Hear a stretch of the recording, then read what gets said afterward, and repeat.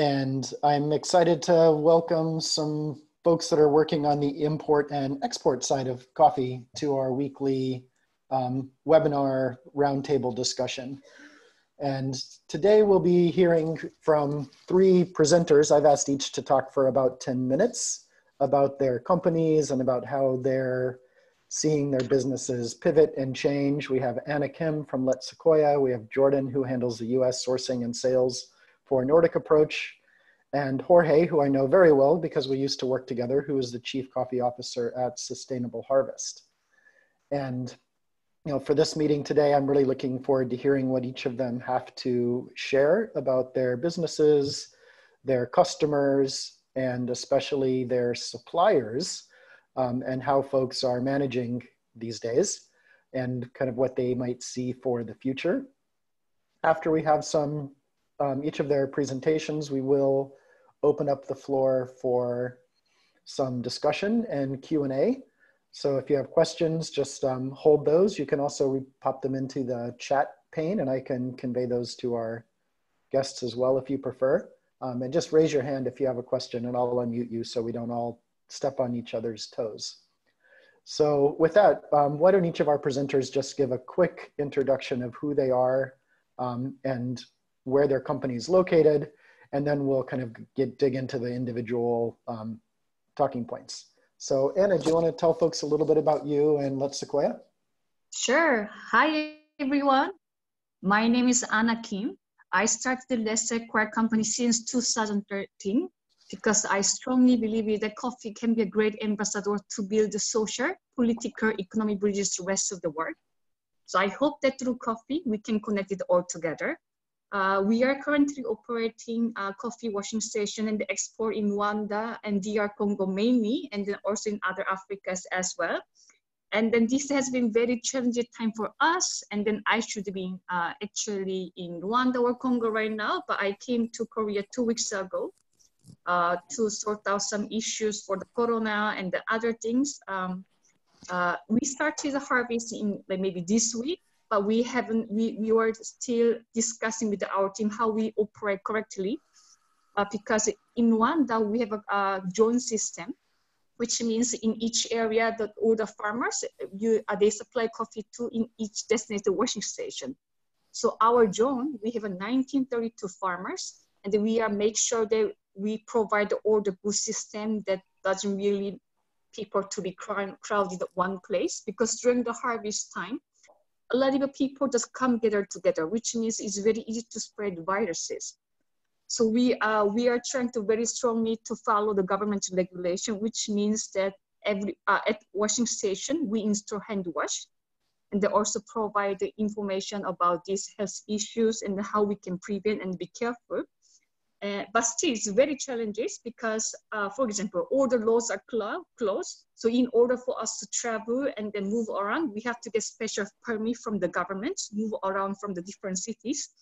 And also the borders are closed. So even though we want to buy some material to maintain our washing station or fixing something, we are not able to do it because the borders are closed. Another issue is that we have a now new regulation that we can now withdraw cash, and a lot of our payment has been done by cash daily, because our farmers, when they deliver the cherry, we pay like upon arrival. However, we are now only allowed to withdraw 1 million Rwanda francs per day, which means around $1,000 per day. And then we cannot operate with only $1,000 per day to pay to the farmers. And then, so governments recommend us to using mobile transaction money. But out of 1932 farmers, only 101 farmers has a phone. So even though we are willing to pay mobile money transaction service fees, not every farmers have a phone that we can pay in mobile money. So this is challenges that we face. We are not sure how to do. And there are also health guidelines as well. So since I'm Korean, I put some guidelines for our washing station that how we can minimize or prevent at least. So for example, all our farmers, we try to put the detailed timeline to know when the farmers or workers can come in different time and zones. So we don't have more than 20 people in our site. and then make sure everybody's 2 meters away. So we are trying to put the stones in the ground, so people cannot come to nearby together, but they are all 2 meters away from each other. And secondly, once people get the pay, they should leave immediately. They cannot socialize with other people because this can also cause a problem. And then when we sort the coffee or washing, every machine was thinking 1 person in each per charge. We cannot many people or 2-3 people working together closely. So we are also reducing number of casual laborers and then time people that working with us because we have limited space. What else? So we also check our employees and colleagues and the farmers, check if they have any fever or symptoms. If they are sick, they are not recommended to come to deliver the cherries because they can make other people also sick. And then we will also keep communicating with our farmers and collectors. Also, when they're harvesting at the farm, put the distance, don't harvest together with the other people. That's pretty much it. And then not everybody have access to mask, but at least they can cover with a scarf. And then limited talking so much doing face-to-face. This is what we have been implemented as, in our structure this year. We are not sure if we will go working very well or not. We have a very big uncertainty, but this is Rwanda and Congo. We are still not clear because that's another chaos system. So we are trying to figure out as it goes. And then Marcos asking about customers in Asia. We as an exporter and then processing coffee, we still try to work very hard because a lot of farmers are dependent on us to get the money. So we are obliged to work very hard to export coffee, but I see the significant decrease of demand of specialty coffee. More consumers are looking for the just ordinary or okay price coffee because they said not a lot of consumers are looking for like going to coffee shop, enjoy luxury life. They are looking for more caffeine at the home.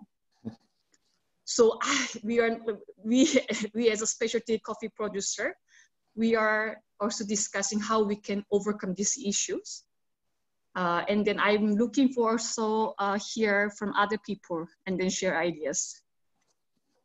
Yeah, and if you kind of look into a crystal ball, yes. what do you think this means, like in Rwanda, as far as your company's supplies of coffee and the volumes that are coming out, and then the ability to actually move that coffee in a few months' time? What do you think it's going to look like once things are export ready?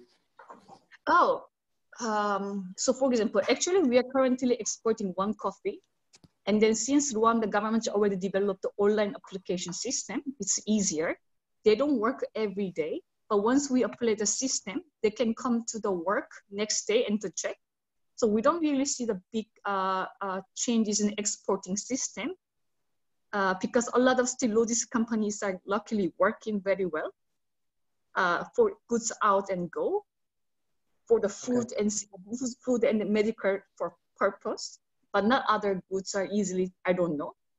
For example, yeah, but I think export, since this is one of the major income source for the many producing country, I think a lot of governments will try to work hard together to open the door for the US currency, yes. Okay, so has NIAB made some adjustments? Those who don't know, NIAB's the Agricultural Export Board in Rwanda that oversees coffee there. Have they changed their protocols? Is coffee still passing through their hands and being rubber stamped for export?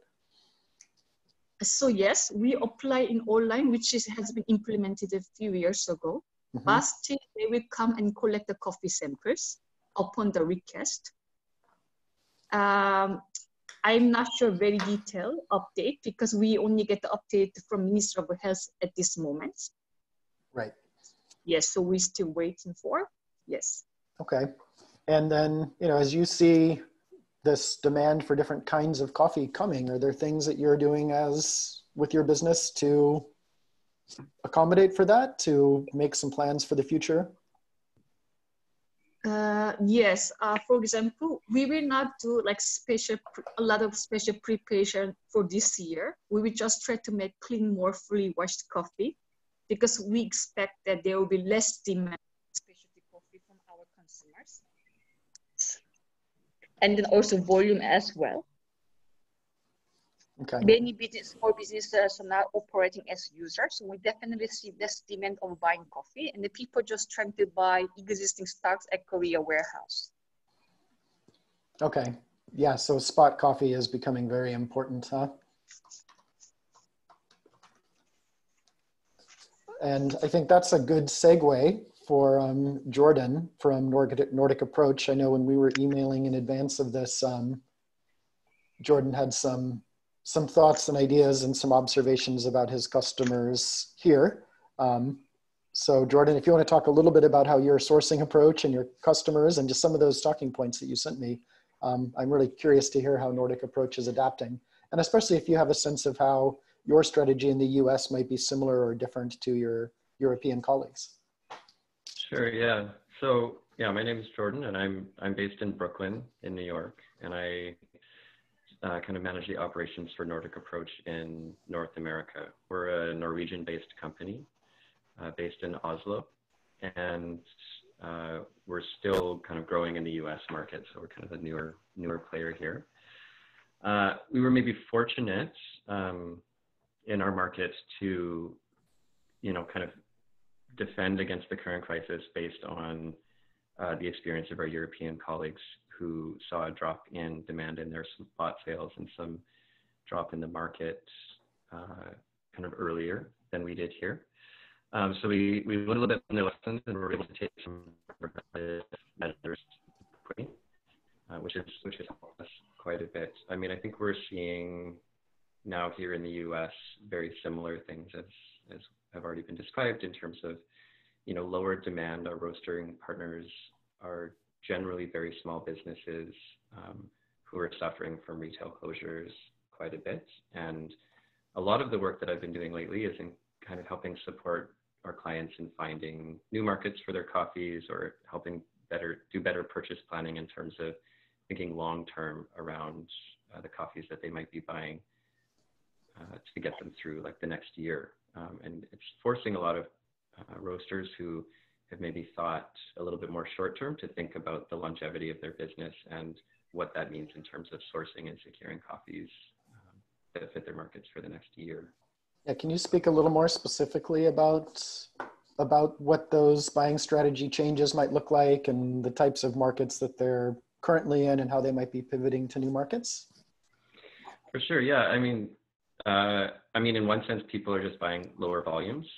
So some roasters who might be overcommitted are having to renegotiate contracts or kind of think a little bit about how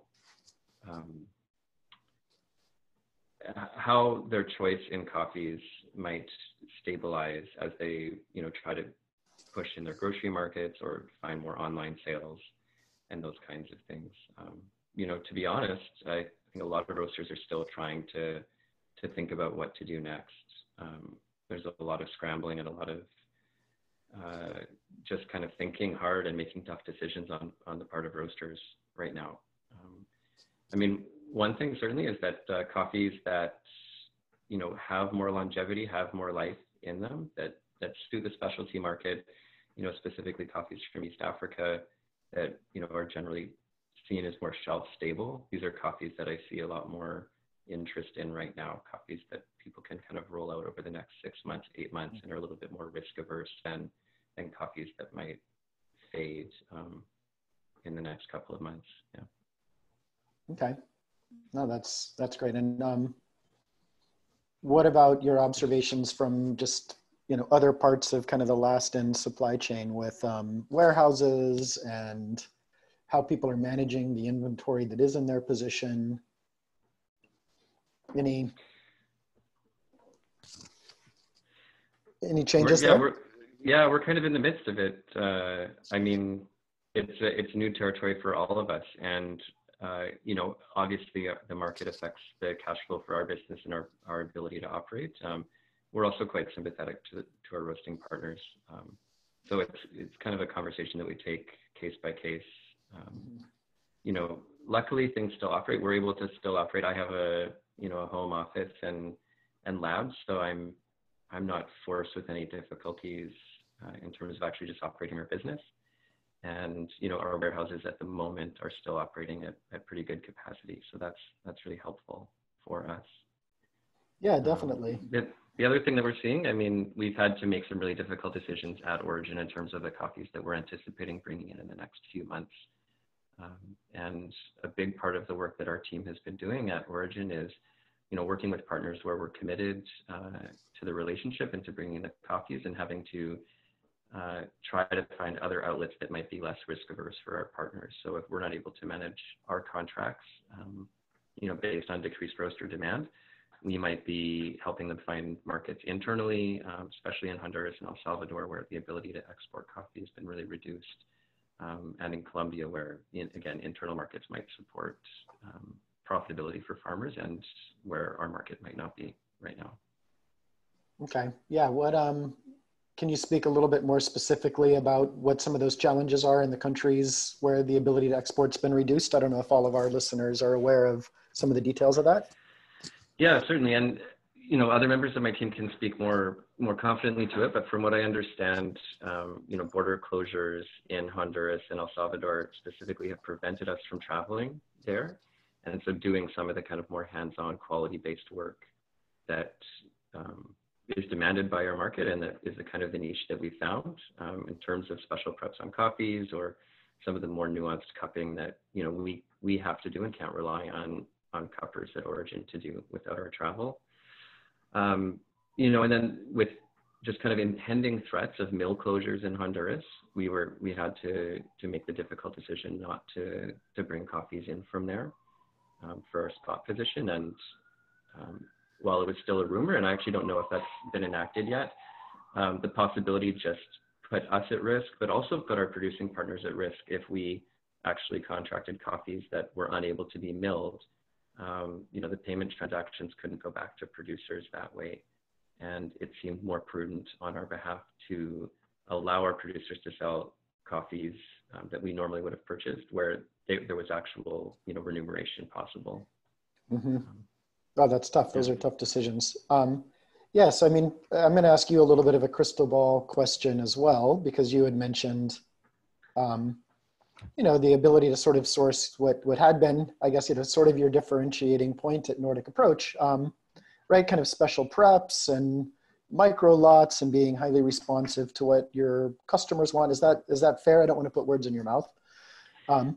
If you were to look into a crystal ball, then, you know, how do you think that strategy for, you know, at least for your role at Nordic Approach might look different in the next 3 months, 9 months, year? Yeah, I mean, I think we're fortunate enough to have enough small business partners that, you know, as people find new markets and kind of, or reestablish markets that exist, we'll be able to kind of do the nuanced work to help them within that. I mean, that said, we'll certainly see a reduced product range, and, you know, we'll be able to take less risk in the coming year, I should say. Yeah, I'm just trying to think how we're actually adapting. I mean, I think we're still in the midst of it, to be honest, and we're still really learning. I think we still see demand for special prep coffees, for micro lots. This is the core of our business and where we really excel. So we're going to pursue that with everything we can. And kind of as upcoming seasons and countries that we're sourcing from, we'll have to take it case by case, I think. Okay. And I have a question that Willem asked me to convey to you. Like, what origins are you most focused on and most specialized in? And I guess along with that, are you planning to bundle that focus on more limited origins? Yeah, that's exactly right. That is what we're planning to do. So Nordic Approach has a sister company called Tropic, and Tropic is essentially the sourcing arm of our business. We export coffees through Tropic. We have offices in Addis Ababa and a team there that's operating for us there. We also kind of have operations in Colombia and work in other origins there.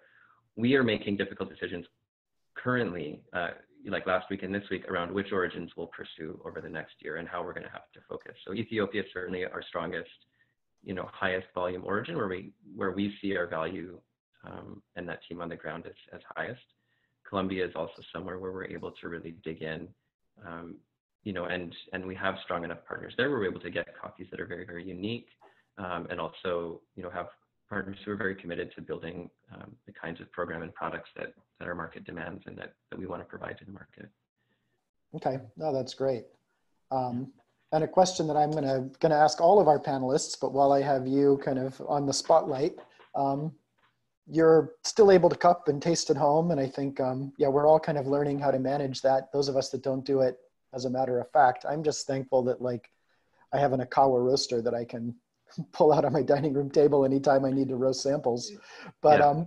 Any stellar coffees that you tasted this last week? Anything that should be on folks' radar? I know that we also have a lot of roasters in the room here. So Yeah, sure. I mean, so give you a chance to get excited about something. It shouldn't all be doom and gloom because there's still great coffees out there. Thanks for that, Marcus. Yeah, I mean, it's been, I mean, just to speak to the cupping angle a little bit, it has been actually kind of, it's been bringing us together as a team to communicate our cupping when, with customers. And, I have another person in the US with me, Pat Latre, and we, our communication around cupping and communicating about coffee has become a little bit more intensified when we're not cupping together anymore. And so, this has been actually quite fun in developing this vocabulary and also trusting the vocabulary that we've implicitly developed over the past years. And that's been really valuable. In terms of coffees that I'm excited about, we have brought in some coffees from Antioquia that we really had to push to move things quickly and get them out before we saw any shipping delays. The coffees in Antioquia are fantastic, lots of special preps in terms of anaerobic fermentation, unique varietals, and that kind of thing. We have a really amazing partner there who balances his market between the internal market and the US and European markets. And we have been working with him, again, doing some of the kinds of work that I've already spoken about in terms of, selling coffees internally and also separating some of the most special things for what we can actually manage here in the US. Yeah, great. Yeah, it's almost like you're watching the chat between Willem and I, because he was just asking, and again, this is for everybody. We'll come back to Anna, or she can chime in if she has comments as well. Yeah, what degree as far as your inventory and your planned purchases are these kind of special preps, these advanced fermentation techniques, and what are your personal feelings about those? That's a great question. And that really varies origin to origin. I mean, and to be honest, more in the European side than in the US side do we see like very hands-on special prep coffees, fermentation experiments. In the US, we see growing roaster demand for kind of more proprietary products, if I might put it that way. And more, seeing that spread between different origins. Certainly in some places it's easier to do that kind of product than others. In Colombia, it's great. We have really strong partners there who are interested in experimenting. Ethiopia, we're starting in some kinds of experiments like that. But generally, what we're doing in Ethiopia is much more specialized in terms of just finding great lots. So really cupping through as much coffee as possible and finding great washed and traditionally naturally processed coffees. That's great. Yeah. Cool. And then just to loop back, you've made a comment about, coffees that sort of have a long shelf life that hold up well over time. And one of our listeners here, Annalisa, who's a great friend of Boot Coffees, asked, what are some of those coffees? What do you consider a coffee, if there's a general type of processing or origin that tends to have that longer shelf life? What's your perspective on that?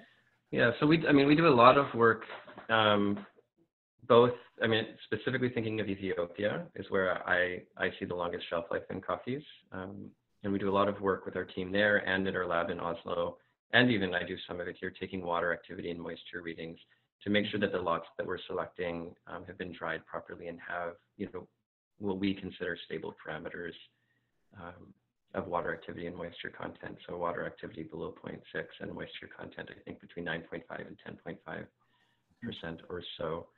And washed Ethiopian coffees, I mean, are the very, universal answer to that question. Those are coffees that if I were a roaster now, I would be buying, in smaller lots, but across many to have consistent new offerings in the specialty market, while knowing that those coffees will last well into next year. I was drinking a cup of coffee from Variety Coffee Roasters this morning from washing station in Anasora, Ethiopia. That coffee is from last year's harvest, and it's tasting great. Super vibrant, bright, sweet.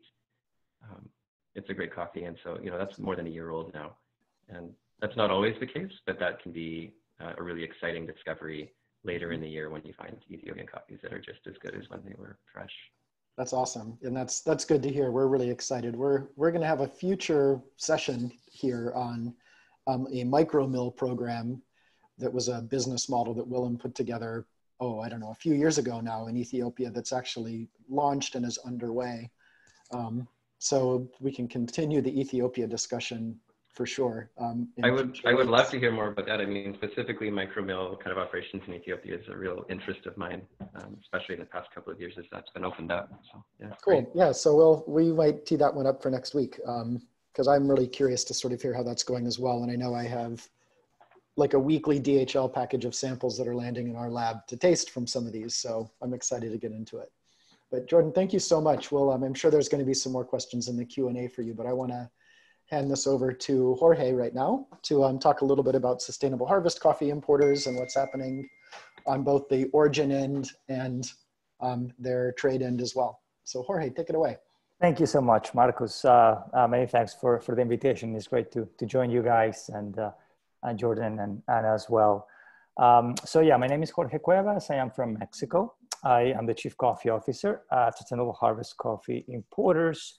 We are a coffee importing firm founded in 1997. So we've been around for a while. We work in 17 different source countries and service customers also in something like 10, 12 different countries as well. So it's become quite a little global enterprise. And as you mentioned, as the importer, we're sort of the bridge. We see both sides of the crisis developing at the same time. There's a lot of supply concern. There's also a lot of uncertainty around our roaster partners and what's going to happen to the market and consumption patterns. And our job is just to try to keep it all together. So what are we doing? How are we approaching this time? So besides the obvious health crisis, I call this an era of uncertainty. The most difficult thing is just all of the unknowns that we cannot even grapple our heads around. So the very first thing is we address staff safety. By now, our operation. We have 6 regional offices plus headquarters. Everybody's working remote. Everything has gone fully remote. The actual physical offices are just no longer working, other than just simply for dispatch of mail. Basically, that's what it's become, to ensure the safety of staff and the compliance with all the guidelines. We moved our coffee lab away from the office into one of our QC director's houses, Yumara Martinez, who you know very well. She's a Q instructor as well. The lab's at her house. It's at her house. It's the garage. Was very quickly, it was been adapted. So Sustainable Harvest Lab is now Yumara's house. So that way we can maintain, because this is what's important, right? We of course want to comply with all the guidelines and be very responsible and be careful as we care for our staff and our community. But we also have a responsibility to continue operations and to continue the high expectations for quality that our customers and the suppliers have. So we are fully functional in that regard. As you and I talked about as we were getting ready for this webinar, connectivity and convening is the other great valuable asset that we have today. In the absence of any of us being able to meet in person, we all must strive to maintain connectivity, to recognize that we are community. The coffee community is one. So efforts like this one right here, right now, are incredibly valuable to give us that sense of connectivity, that sense of connectedness, that sense of unity that will pull us through otherwise in a very challenging scenario. And the third one is really all about reliable information. Anna and Jordan touched on this point as well.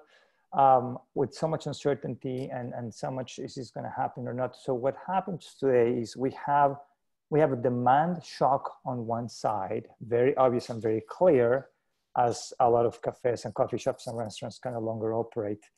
And in parallel, at the same time, which is completely unprecedented, we have a supply shock. Not that coffee isn't there. Coffee is most definitely there and ready to go, but all of the restrictions of movement, of people, of workforce, of borders, and all of that comes with the policies that are following countries' reaction to the health crisis, is making coffee very difficult to ship, very difficult to export. At best is incredibly slow, incredibly slow. There is no availability of containers. Vessels are skipping ports. Some countries have complete shutdowns. Others, like Peru, for example, as of this date, as of right now, and this is something that we are working very actively on, but as of right now, the Peruvian coffee sector still does not have a license to operate. It has not been designated an essential set or an essential section of the economy. So it doesn't have license to operate. And we're working very proactively with our partners to ensure that with the proper guidelines, coffee is given that license. Fortunately, in places like Guatemala and Colombia, agriculture has been designated as essential, so it continues to operate, but very limited shifts, limited staff, again, transportation limitations, so making everything very slowly. And in Honduras, as was also mentioned, a lot of confusion over the guidelines and whether who had license or not. Some mills just completely closed. We saw that as well in Southern Colombia. Others have operated 50-50, with some staff and slowly. But overall, just a very challenging environment. And in the end, it's all about reliance and communication with our supply chain partners. So is there like a real fear that you're going to see contracts defaulted on from both sides, or is it too early to say? How are you kind of planning and forecasting for this into the future? No, that's an excellent question. I will not characterize it as a default, although I understand exactly what the question is. Defaults tend to be more unilateral in nature, and this is all a conversation. I talk to our producer partners and supply partners as well as our roaster partners on a daily basis. And what I tell them is, we need to reset our expectations. Talk to us, tell us what's going on, we will listen and we will adapt.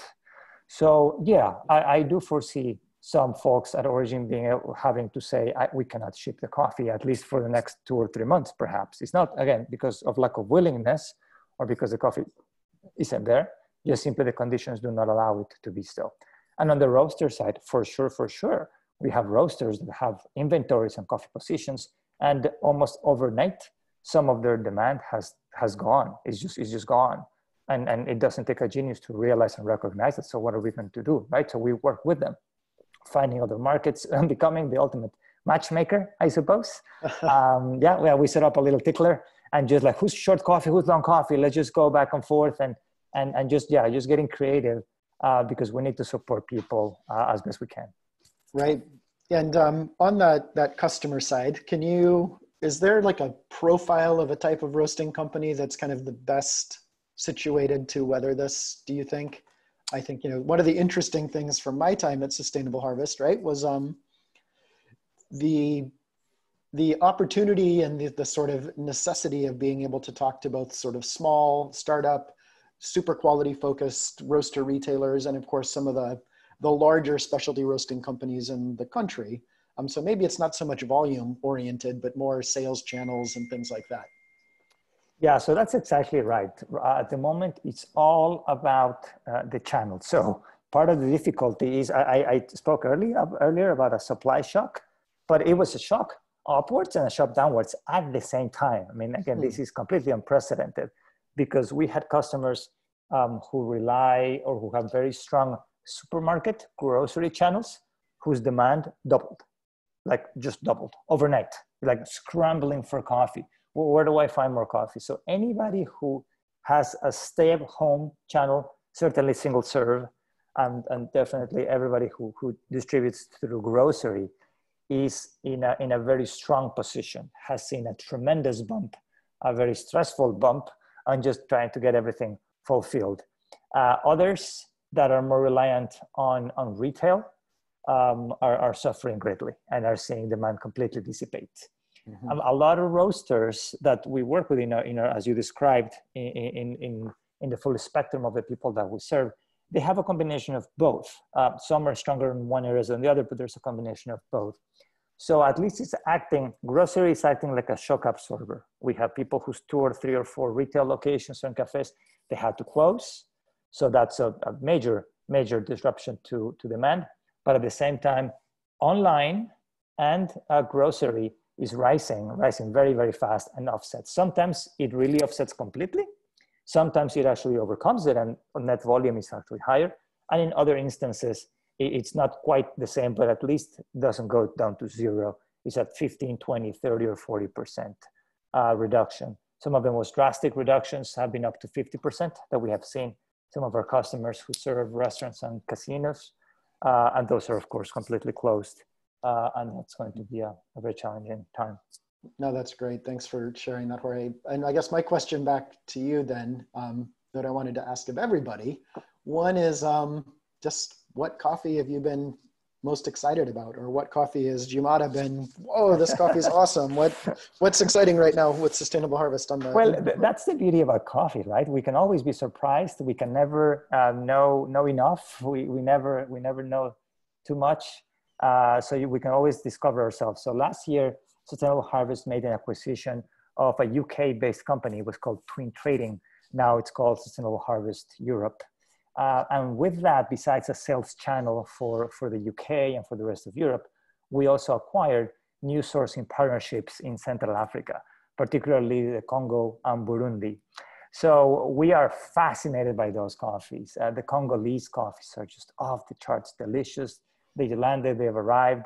We're discovering them. So partly it's for us who had relatively little exposure and knowledge about these regions. It's a novelty factor. But no, they're truly incredible. So coffee from the Congo, it's certified organic, just fascinating effort. I cannot even begin to tell you the depth of the social and economic good these coffees do and these cooperatives do. So that's the coffee that we're most excited about these days.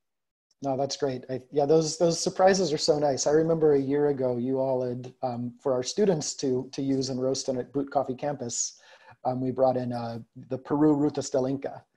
And we get, I don't know, in some ways I'm going to say we get so spoiled because we get to drink Geisha Village and Finca La Mula from Willem's Farm in Panama, these kind of high-end boutique geishas. And I started roasting this Peru and even tasting some new student roasters' approaches to it. And it just knocked my socks off. And I think for like 2 months, that was almost the only coffee I drank.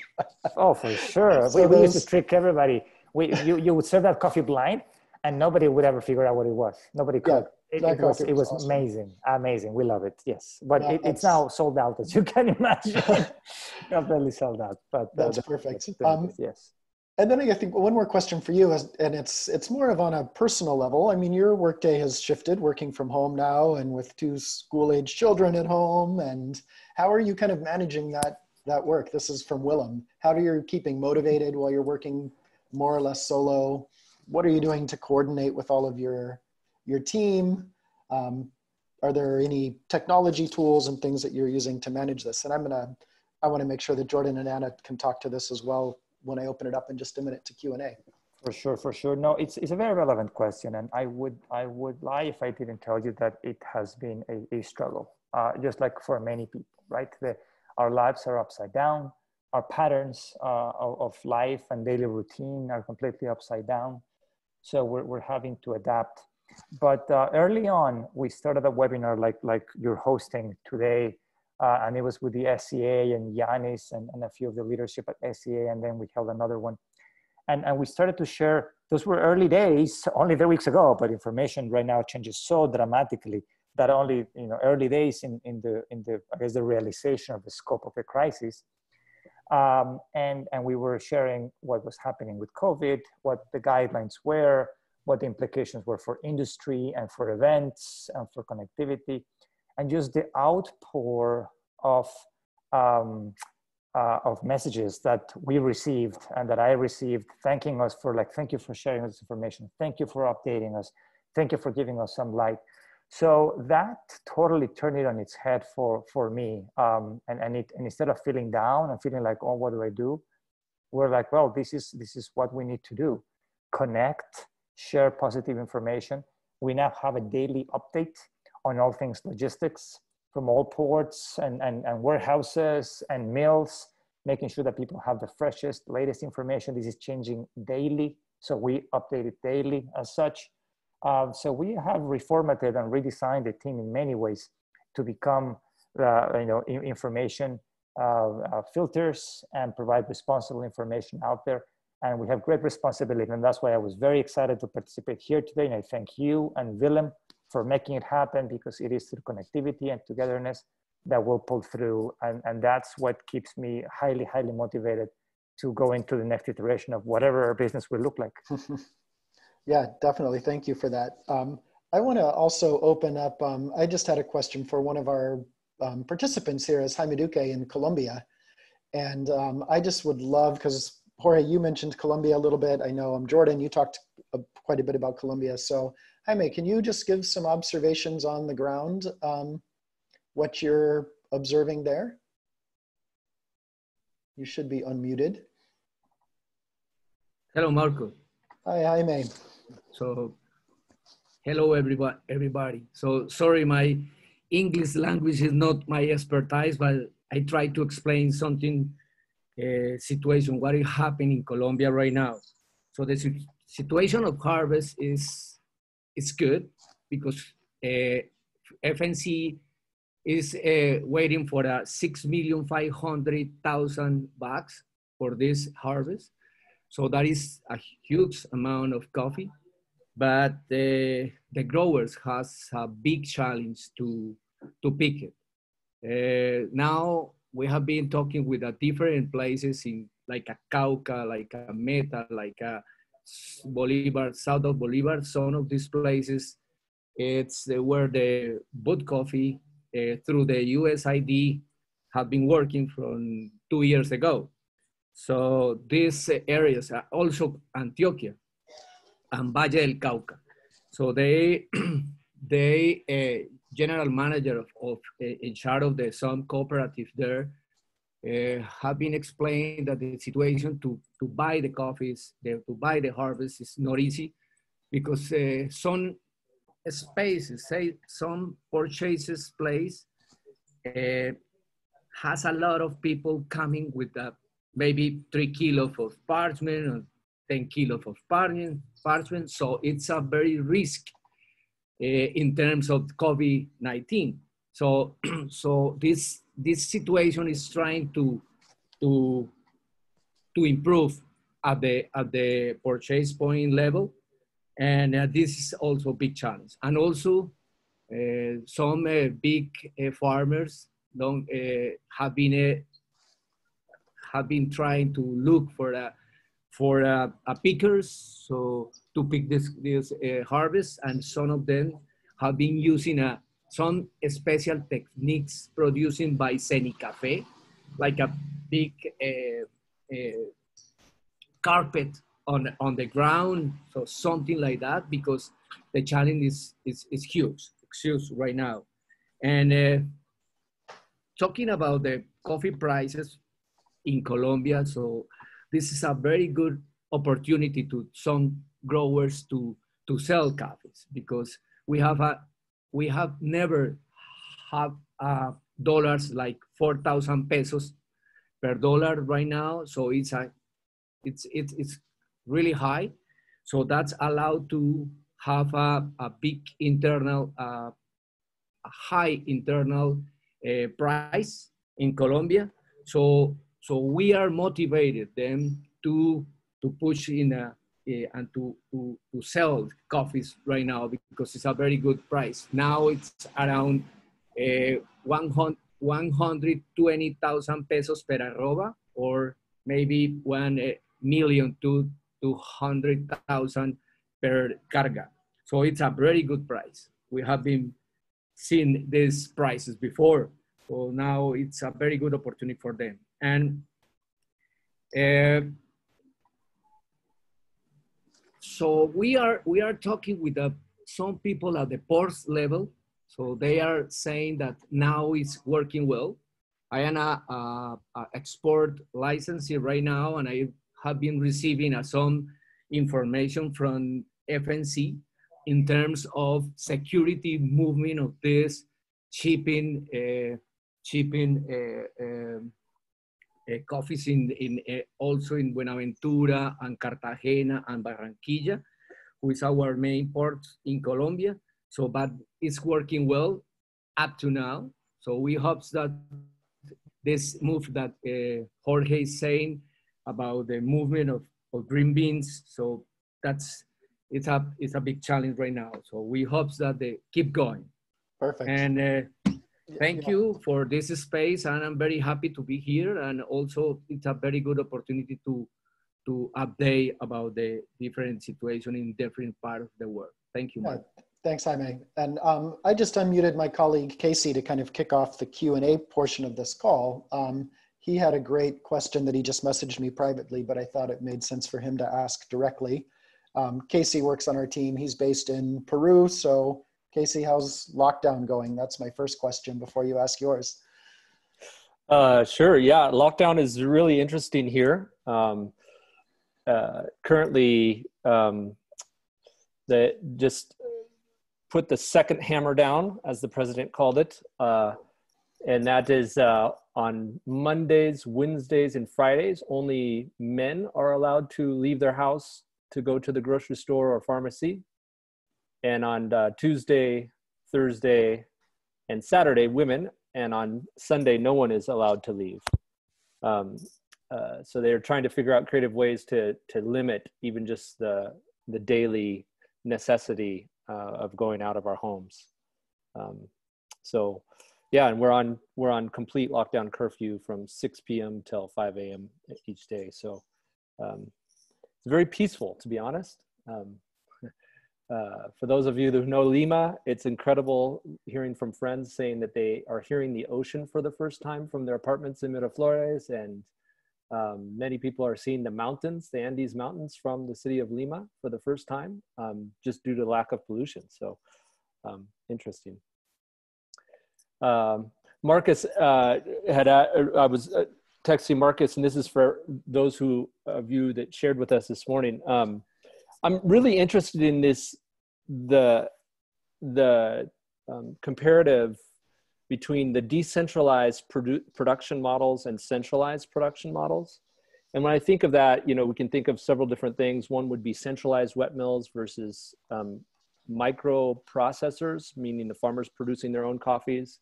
Also estate farms versus micro farms, where the families actually do the picking rather than hiring on labor. And obviously anything that's centralized that has employee heavy up to production has potential disruptions right now. For example, here in Peru, as Jorge said, we're on complete lockdown, which coffee does not have a legal license to even hire pickers. Coffee is rotting on the tree at the lower grown farms that are in harvest at the moment. But family-owned farms, those families who live on their farms are picking their coffees normally, as they normally would. And so I would foresee that many co-ops in Peru that depend on micro farmers as their base, membership, are really not going to have a problem in producing quality parchment, where anybody who has a medium or larger size farm would in Peru have a direct, problem. I don't have a large farm, but our coffee, we have 40% of the harvest still on the trees, and it's begun to rot. Wow. And maybe Anna can talk about that from the Rwanda perspective, where it is mainly centralized washing stations, but there are several estates, and of course there's co-ops and private washing stations as well. So yeah, and Marcus, just with that, a key question for all those that are buyers on this call, does information like that affect your buying strategy at all? Perfect. So yeah, Jorge here. Thank you so much. It's the key question. And what I have told every one of our partners is, please do not let fear or concern overtake or overcome your decisions. It becomes a self-fulfilling prophecy, right? It's a toilet paper effect. Toilet paper was never supposed to run out of stock until everybody was fearful. It was, and bought a year's worth, and then it actually became scarce. So we do not know which way things are going to come out in Peru in particular, which is the key point right now. But we are telling all of our roasters who have purchased from Peru, who value Peruvian coffee or any other origin, to stay committed to the origins. It's very difficult for them because their ability to forecast and project what they need is almost impossible now. So we ask them, then buy in waves. If you used to buy in one decision, one sit down, you get your season's worth of coffee for the next 4 to 6 months. Well, now parcel it out and buy partially, right? But send a signal of continuity. Make sure your supply partners know loud and clear you're there for them because they're there for you as well. And we need to work very decisively for this, because if we let concern and fear overcome us, then we actually will break our industry. Yeah, thanks for that observation. And Anna, what do you what is your perspective on this? So my perspective is very different by the where we work. For example, like a lot of farmers, and then there's like we hire a lot of daily workers when we operate washing station. We normally hire up to 60 workers per day. But because of this situation, maybe we will hire only 20 people, 10 or 20 maximum per day. So of course, this will definitely affect the quality of the coffee. And also farmers, they also fear for this is unknown disease. They think that this is like only foreigners who fly, they can get this disease. And then, but since all the death numbers are coming up, people also fear to work, but also they try to force themselves to sell the coffee, but not just pick the any quality. We used to pre-selection and then sorting coffee, but this time we are avoiding this, because if we put this much, means the farmers have to stay around more than 20-30 minutes to sorting coffees, and this is cause maybe spread the virus, because maybe social people will stay together and then gathering together. So this is very new, and then we are trying to get all the idea together. So I don't have a correct answer, but yes. Okay.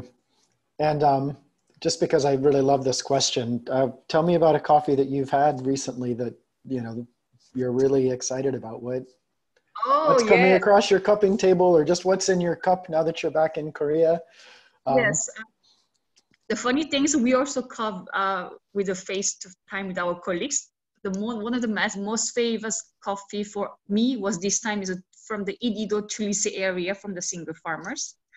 And then, yes, I love it so much. And then we bought this year a lot of single farmers coffee, but we are not sure if we can even sell it back to the Korean or Japan, Taiwan clients because of the less demand of very high-end coffee. Yes. Okay. But yes, really Ethiopia at this moment. And how are you managing your work just personally? I mean, you're one of the most social, outgoing people I know, Anna, and to think of you at home, far away from your team. Yes. I'm curious how you're managing that, if there's certain technologies you're using. Just personally, how are you keeping yourself motivated and helping to keep your team motivated? So I do lots of chatting with our team. So I tell them I'm available 24 hours a day, because this is how they feel that I'm connected with them. And same time, like we share, like let's say, like yesterday, like we were discussing how can we make a mask together with all the clothes. So we are trying to keep in conversation together. And then me, I'm in Korea, but same time I'm working almost like up to, let's say, 7 a.m. and then I sleep again, and then I go to Korea office again at 10 a.m. So I work very weird way. I'm not balanced at this moment, so I don't know how to figure out. Yes, it's weird. No, 100%. Yes, it's tough. Thank you for sharing that.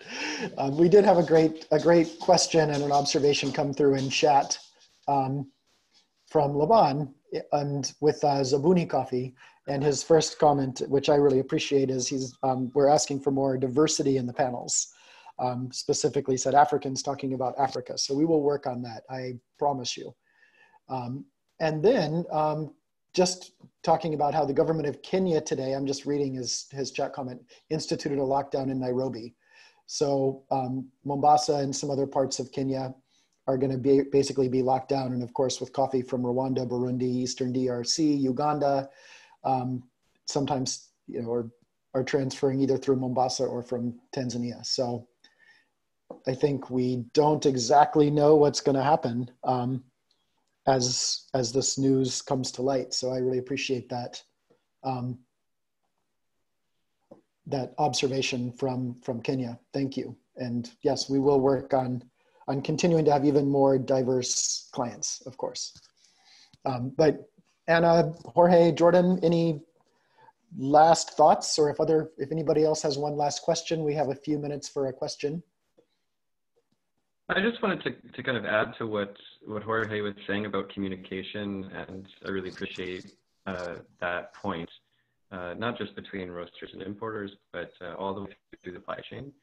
And also to emphasize that these kinds of shutdowns and disruptions happen in places that we might not normally think of, and not kind of big ends of the spectrum from producers to roasters. But, you know, in Ethiopia last week, the FedEx office was unknowingly closed. And so we weren't able to get samples out. And there's all kinds of disruptions at every step of the process in very strange places that it's really important to communicate the complications, both, you know, just kind of generally and broadcast them to say, you know, this is a difficult time and we have to pay attention to the details of why it may be difficult to work right now. Yeah, definitely. And it sounds like do you typically work, Jordan, from a home office? I do, home lab? Yeah. So, yeah, just what are some things that you've found, because you've been doing this for maybe longer than some of us, that really work for you as far as both keeping motivated, but also keeping the communications line open with copying and things that, you know, I'm going on 2 years doing this now, is getting exercise and getting outside. So I go for walks. You know, I start my day early with the Oslo team, and then I kind of take a break and go to get some sunshine or at least fresh air. One of the things that I've been enjoying these past few weeks is my Norwegian colleagues are also working from home and are a little bit more available for social interaction. So we're doing a lot more just phone calls and chats and kind of, you know, having a little bit more of a camaraderie than normally. You know, they're strictly on an 8 to 4 schedule in the office, and they're very, very busy. So don't always have time for that. But I've enjoyed that laxity now. Yeah. Nice, very nice. Yeah, I know. For me personally, I'm going to unmute Willem here as well to maybe share some of his observations about this. But Willem was traveling in Ethiopia and was in quarantine for a little while himself as he got back.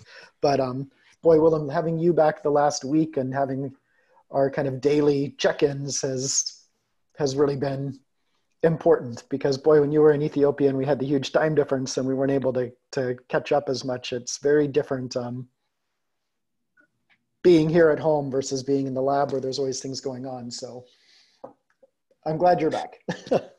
Thank you, Marcus. And I see we are on the top of the hour already. This was a really interesting webinar. I think I really liked to hear the different perspectives from 3 very highly esteemed coffee suppliers, which was great. But indeed, Marcus, it's kind of bitter that now that I'm back home, which rarely occurs for such longer periods, that we still have not been able to see each other really in person.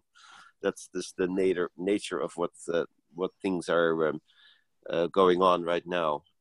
As we prepare for next week's webinars, we would really like to encourage all of the audience to share their preferred discussion topics so that we can complete a full calendar for our upcoming webinars. We expect to include very specific, also more technical topics that relate to how we are doing the work that we're doing and sharing expertise from that perspective. And I would really encourage anyone to do that.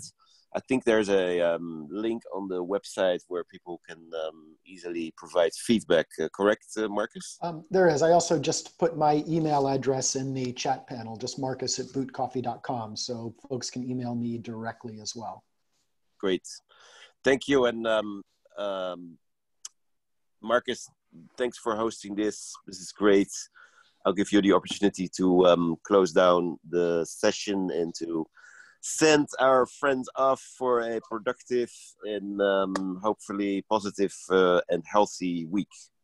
Yeah, 100%. Thank you, everybody. Anna, it's always a pleasure to connect with you. It's been too long since we've been together. And Jordan, I was so happy to get the heads up that you were interested in participating and being part of this call. And Jorge, likewise, it's always a pleasure to reconnect with you since we don't sit across from each other any longer. It's been some years since we've had that pleasure. So great information, everybody. I'm really excited. And as I said, please, please, please email me, marcus@bootcoffee.com, with any additional topics you would like for us to address, and especially if you would like to be one of our experts. Thank you so much. Bye, everyone. Thanks so much. Bye. Thank you, everybody. Stay safe.